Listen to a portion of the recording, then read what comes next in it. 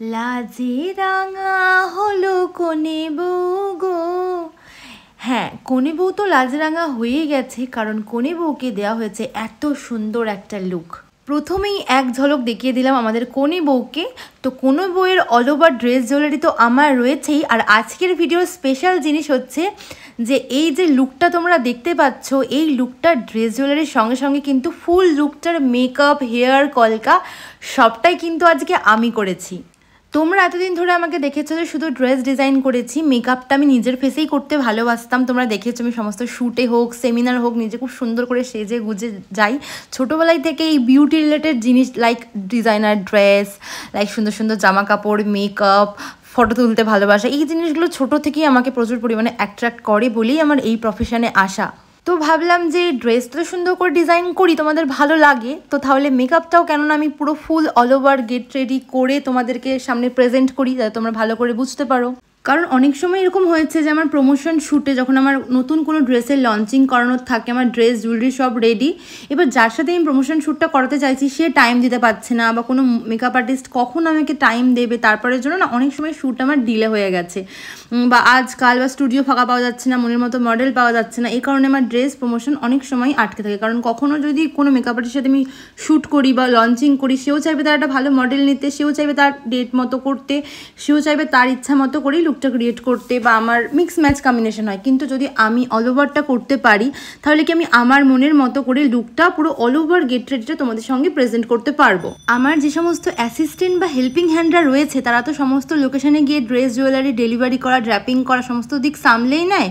তার সঙ্গে সঙ্গে আমি চেষ্টা করি নিজে বাড়িতে বসে নিজেকে আরও কতটা সুন্দর করে নিজের কাজটাকে এনহ্যান্স করতে পারি, বাড়িতে বসে নিজেকে আরও কতটা প্রিপেয়ার করতে পারি, নিজের স্কিল আরও কতটা বাড়াতে পারি বলেই কিন্তু আমি প্রত্যেকটা মুহূর্তে নিত্য নতুনভাবে তোমাদের সামনে নিজেকে প্রেজেন্ট করার চেষ্টা করি।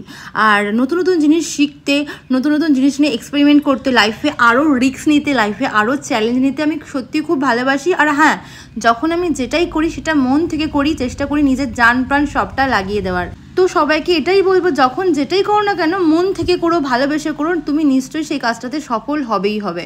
হ্যাঁ, একটু খাটনি হয়ে যায় কারণ সব দিকটা সামলাতে হয়।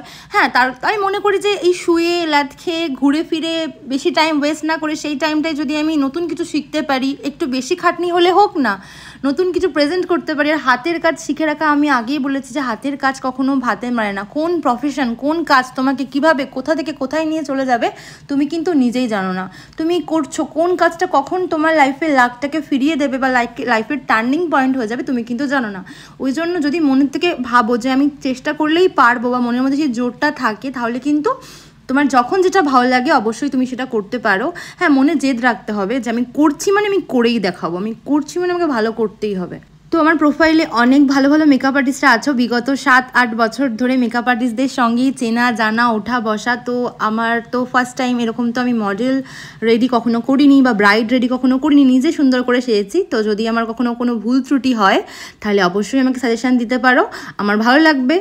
আমি চেষ্টা করবো আমার কাজকে আরও ইমপ্রুভ করার। তো এতদিন ধরে আমার ড্রেস জুয়েলারিকে যেভাবে ভালোবাসা দিয়েছো, তাহলে আমার ফুল মেকওভার লুকটা যদি তোমাদের ভালো লাগে তাহলে আমার মেকওভারটাকেও ভালোবাসা দিও। চেষ্টা করবো আমি তোমাদের সঙ্গে বা তোমাদের সামনে আরও নিত্য নতুন মেকওভার করে, নতুন নতুন ড্রেস জুয়েলারি নিয়ে নিউ লুক তোমাদের সামনে প্রেজেন্ট করতে পারি, আর অনেক তাড়াতাড়ি করতে পারি। ওকে, লাভ ইউ অল, ভালো থেকো সবাই। আমার এই লুকটা কেমন লাগলো অবশ্যই কমেন্ট করে জানাও।